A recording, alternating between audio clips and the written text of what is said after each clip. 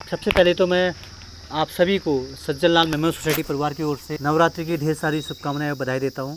तो आप सभी से मैं हाथ जोड़ के निवेदन करता हूं कि इस बेटी का विवाह में मदद करने की कृपा करें और इस नवरात्रि में पुण्य के भागीदार आप सभी लोग भी बने। यह विवाह 24 अक्टूबर को दशहरे के दिन होना है और दशहरे के दिन यह विवाह यहीं इसी गाँव में होगा।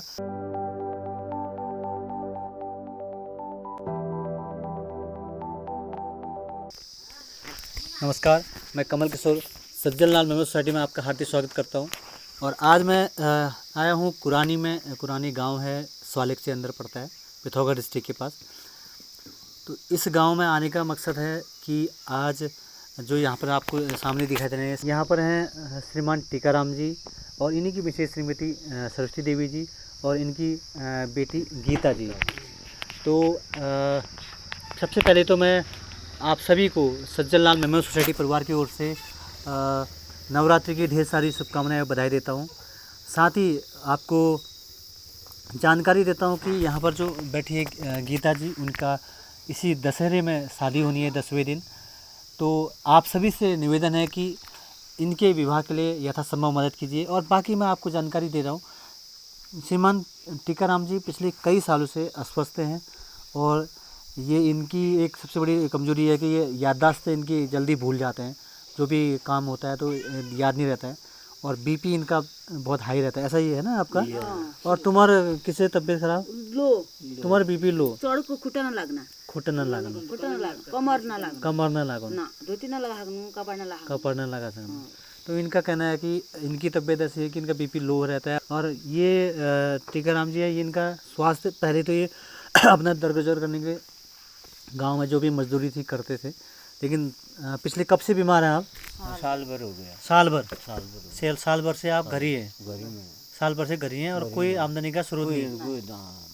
आमदनी के स्रोत ना दें। कुछ सुना है। अच्छा, और बीमार के इन्हें भी तुम में आई जो चक्कर होना चक्कर होना? चक्कर हो गया। अच्छा, ठंडीन में पाहुणा लग गया। पापड़ ये कुंतल ना लागो ना, हाँ। खेती ना छो ना, ये कुंतल ना लागो, ये बिल्कुल वो थोड़ा हाथ ना करो, अच्छा, थोड़ा हाथ ना करो। इनका कहना है कि बाएं तरफ का हाथ जो है वो बिल्कुल सुन रहता है और लगता नहीं है, और अगर ये खड़े होकर ज़्यादा देर रहेंगी तो चक्कर भी आ जाता है।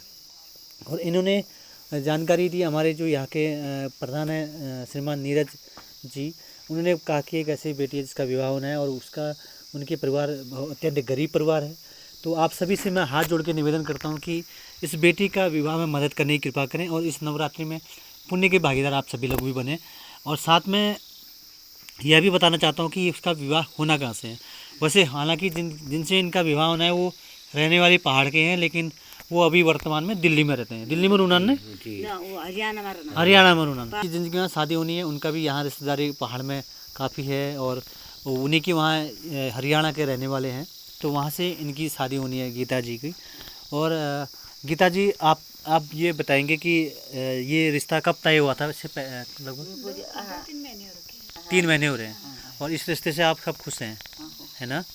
तो आप सभी से निवेदन है कि इस बहन को आशीर्वाद भी दीजिएगा और साथ में इन जो माता जी पिताजी हैं जो अस्वस्थ स्थिति में हैं उनको सहयोग, आर्थिक सहयोग कीजिएगा ताकि इनका विवाह अच्छे से संपन्न हो सके। और यह विवाह 24 अक्टूबर को दशहरे के दिन होना है और दशहरे के दिन ये विवाह यहीं इसी गांव में होगा। तो इसी गांव में ये विवाह होना है। तो लगभग जहाँ तक हमने इसमें खर्चे का जो अनुमान जो खाने पीने में लगभग मान के चले तो 25 से 30 के आसपास हम लोग भी मान रहे हैं। 25,000 लगभग, या अधिक से अधिक 30,000 तक भी अगर मिल जाती है तो ये मुझे लगता है कि भोजन पाने के लिए यहाँ पर लगभग हो जाएगा, ताकि ये परिवार कर्जे में ना रहे, किसी से कर्ज मांगने की ज़रूरत न पड़े। और इससे ये रहेगा कि कर्ज से मुक्ति भी रहेंगे, साथ में आपकी दुआओं के साथ, आपके सहयोग के साथ उस बेटी का विवाह भी अच्छे से संपूर्ण हो सकेगा। आप सभी से निवेदन है कि कृपया यथासंभव आर्थिक सहयोग करने की कृपा करें। बहुत बहुत धन्यवाद।